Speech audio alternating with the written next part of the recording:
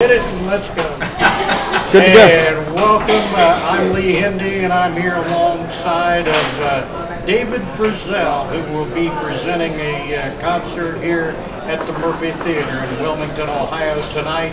And we're going to talk about music. We're going to talk about Lefty. We're going to talk about the book and a lot of different things. And where's a good place to start, David? Well, let's see. Lefty was born, he's talking about Lefty. Lefty was born in Forsyth County, Texas, March 31st, 1928. And he only lived 47 years. He lived 47 years. But he did more in those 47 years than I could do in 5 lifetimes, I think. But so he accomplished quite a few things, and the rest of us are trying to kind of go on with that legacy, kind of keep it going. So I got a chance to write his life story, and I wanted to make sure that I had all kinds of different intros to it, all kinds of different ways that I was going to start it.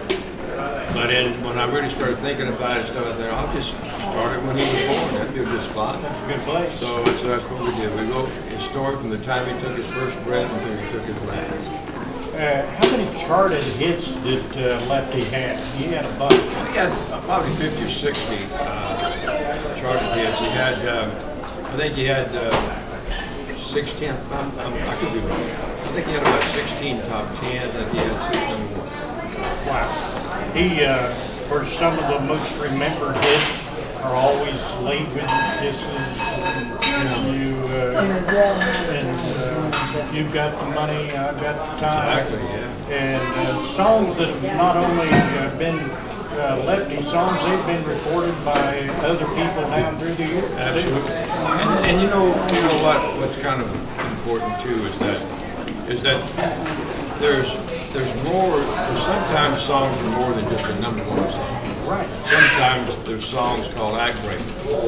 You know, in other words, if there was a double number, right, some of those songs would be that. Lefty's Always Late was number 1 for I think some 20 some odd weeks.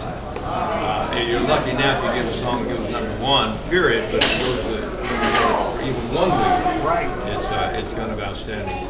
But Lefty had a lot of firsts. He was the first country act to play the Hollywood Bowl. He was the first country act to have and the only 4 songs in the top 10 Billboard charts at the same time, and just stuff like that. Yeah. Well, the first one was. It even sounds like him when I do that.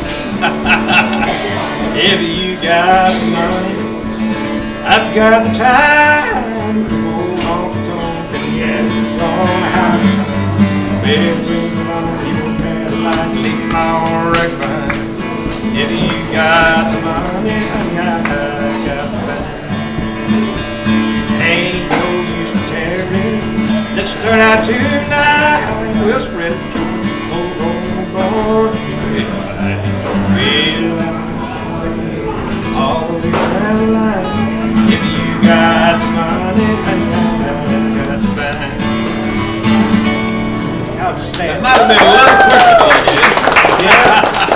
I'll tell you what, when you or Lefty do a Lefty song, you know it's a Lefty song just by the way it rolls off your tongue, it rolls out of your mouth. When you hear Always Laid With Your Kisses or If You've Got the Money, you know where that song has came from. Well, I think it's called style, and the way Lefty created that style was he told me and everybody else one time, he said, well, when he was asked, how come you curl those notes so, and he said, I'll take it up to a certain point and I get taught holding it, I can bring it back down. So that's what the curl came in. But he was one of the greatest vocal stylists in the business, and there were several. And I could just stand here and name off a few of them. The main one is Lefty, and he's the one that if somebody comes up to me and says, "Boy, you sound a lot like Lefty," to me, that's nice. That's nice to say. That is a compliment. That's a very big compliment to me. And even in the great Merle Haggard, he said sometimes, I'm singing a song, he said, sometimes I think how would Lefty do this line? How would Lefty sing this part? And he says, and it always helps me make the song better.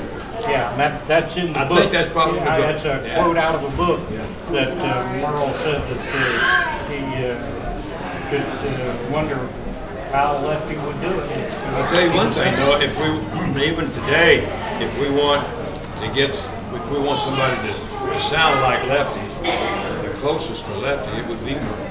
Yeah, he's the one that I would go to if I wanted it to sound exactly like that. He's the one that can do that. He's the only one that can do that. Between the two of you, both have re-recorded most of Lefty's catalog. Well, we've done a lot of them. We're getting ready to go in and do another CD. I think about 4 of those songs will be from Lefty's. Fantastic. Yeah. And what we're going to do with it, we're not going to go back and do them exactly like Lefty did. We're going to do like somebody who was tremendously involved in this and impressed with it. And we want to do them kind of so we don't lose what that is. But we want to do them like we did today. Like, I'm going to go out there, which I will tonight. Yeah. I'm going to go out there tonight and I'm going to sing a Lefty song. It's going to be more like David. Do you want to do one more Lefty song and then we'll get into David's? Get into David, huh? Let's see. Well, Lefty had so many. The first one, like we just sang, was "If You Got the Money." The next one was "I Love You a Thousand Ways," which is on. Those were on the same record. They were on the same.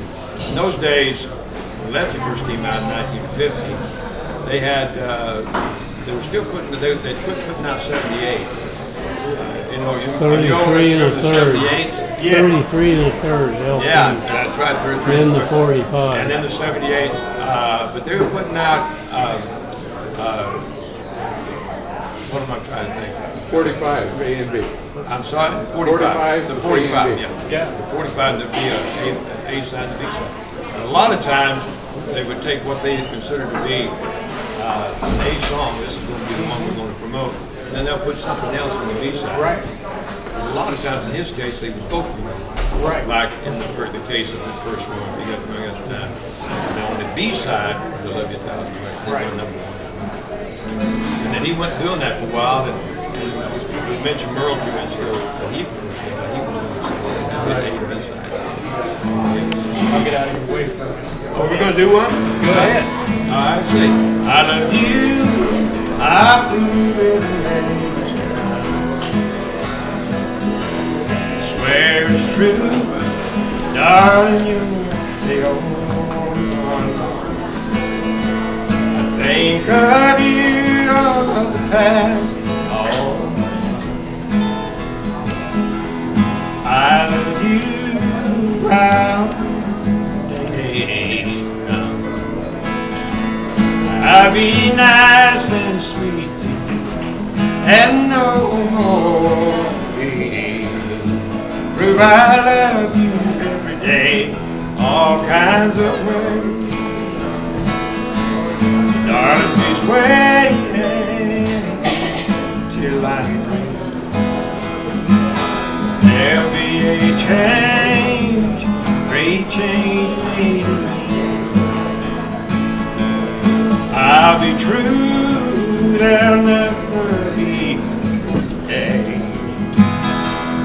I love you, I'll 1,000 ways. All right. Now, if that don't sell tickets, I don't know what's it going to take. Has everybody in here got your tickets for tonight? You better have. Or we're not going to let you out of Books and More or anywhere else till you get them. But all right, let's talk about David. All right, okay. It was very easy for you to find your way probably into the music business with a household music. Well, you know, everybody has their own different approach to how they're going to do something. And but I did have a leg up because I had the name Frizzell, which did help me a whole lot. But once I got through the door, I had to have something of my own. And so, luckily, working with Lefty all those early days, gave me a chance to. At some point, there had to be a David. There was a lefty. He kept telling me, probably once or twice a day, he'd tell me, "You don't be me. You don't want to be me. There's already a me. There's already a that. We don't want another me." And he said, "You got to find David in all this stuff, you know."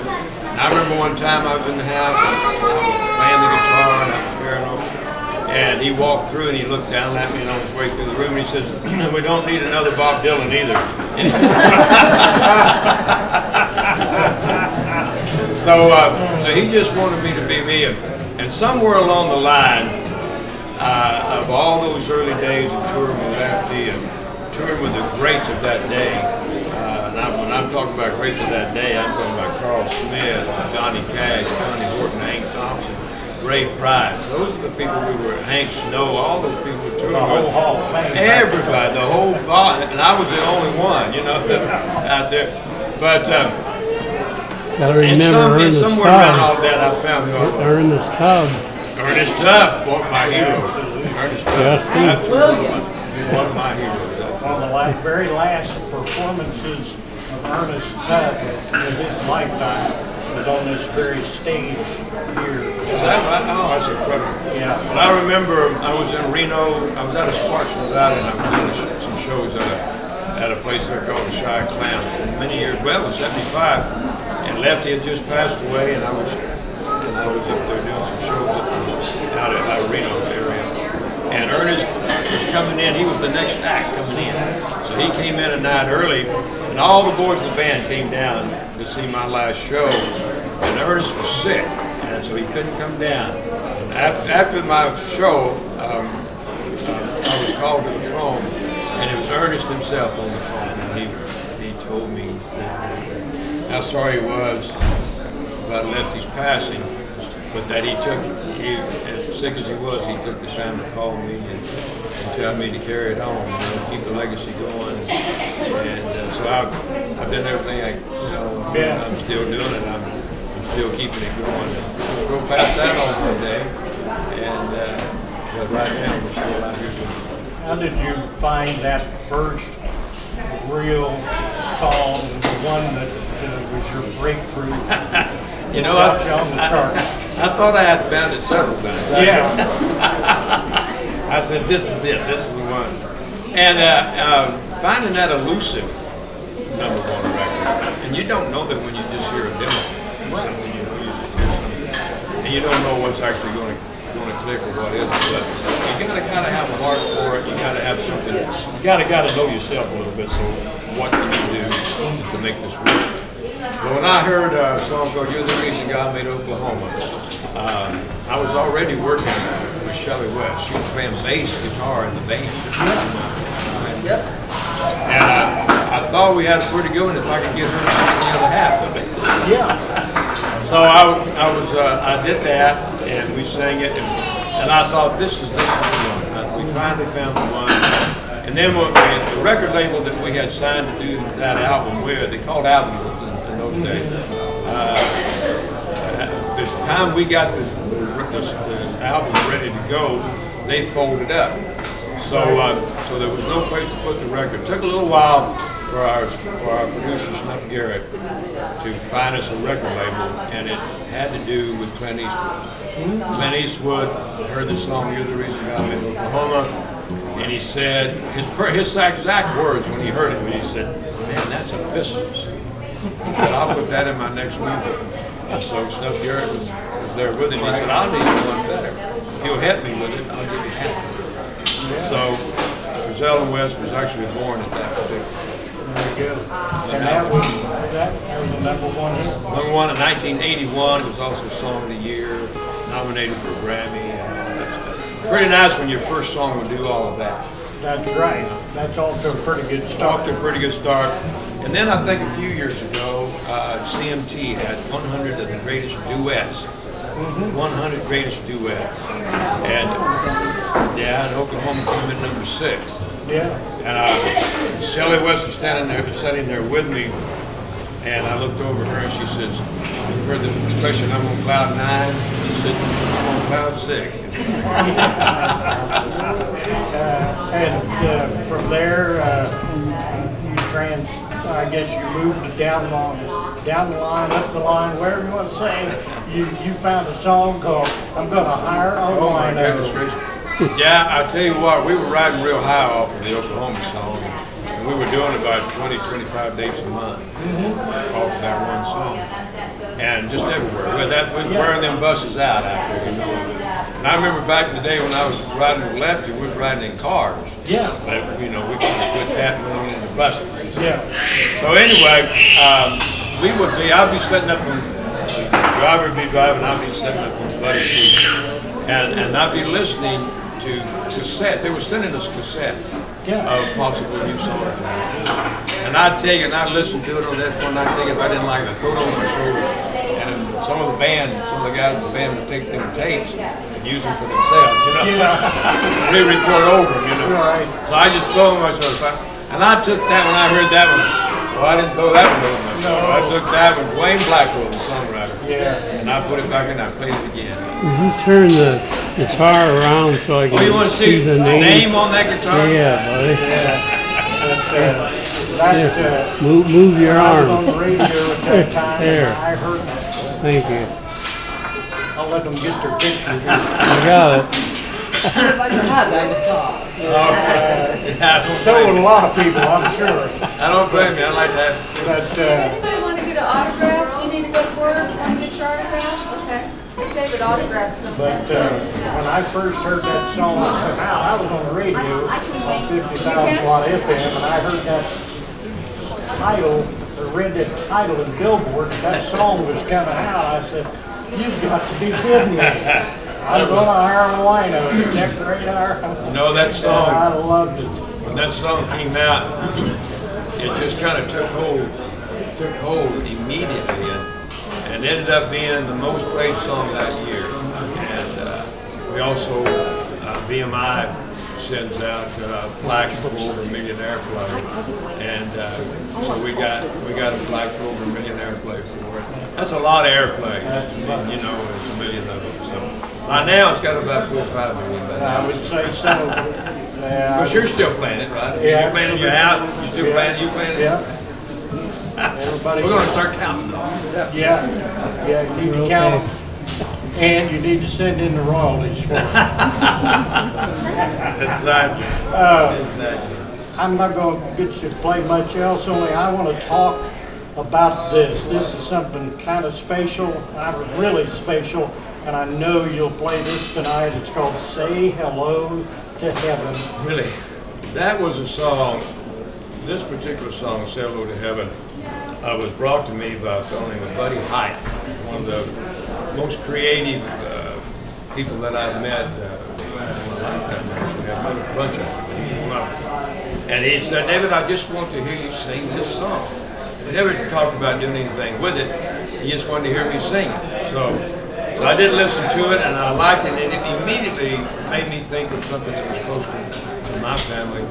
And it's the fact that the song is about a young man that was talking to his wife who had been killed by a gunshot. He was talking to heaven. He said hello to heaven. He was talking to heaven.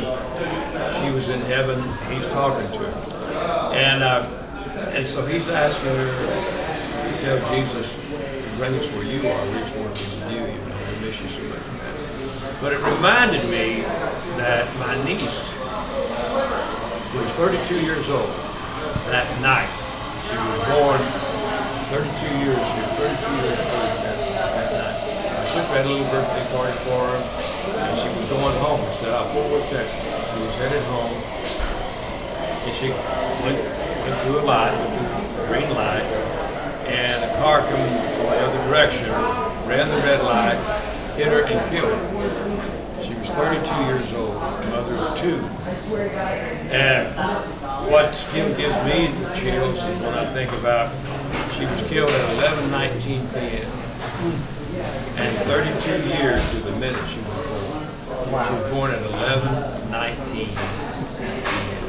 32 years to the minute. That, for some reason, that kind of gives me goosebumps. But at any rate, MAD was the first responders. They went in. It took me a couple of days to even get there because that happened in Fort Worth. And by the time I got there, MAD had everything under control. Absolutely had everything under control. From actually putting money out for certain things, for certain things. They had everything ready. They did all the funeral arrangements. They absolutely did everything. And then they had my sister to contend with, who was an absolute basket case. Sure. Imagine. And I just want to mention one other thing, is that taking of Michelle's life, my niece, her name is Michelle, taking of her life wasn't the end of it. My sister got on such a downward spiral that she has dementia. And she is completely gone, and has been for quite a few years now. We got her, and she's in Nashville at a home. And we went over to see her just a couple of nights ago. Oops. But she didn't know me or anybody else in there, I don't believe. So that fella that ran in and killed Michelle on his 32nd birthday just as well killed her. You know what I'm saying? She was gone too. So sometimes it isn't the actual victim. Sometimes it's other people that's involved with the victim, or mother or dads or brothers or sisters of it. And the other thing that I think about when I think of that song, that whole idea for that, is that drinking and driving, that's an option. You don't have to do that. You don't have to do that. It isn't like you get cancer and you're going to die. You know, from that, you know that's going to probably happen unless you get help soon. But drinking and driving, you don't have to do that. I mean, those are crimes that doesn't have to happen. And there's hundreds of thousands of them a year that happen. So that's just their responsibility. And I think somebody needs to step up and stop it. I know everybody's trying to, a lot of people are trying to, but it isn't getting done. So. Well, David, I appreciate your time. I know you may want to play some more, but I'm going to let you. I appreciate you coming up, buddy. And I think it's just been super having you here.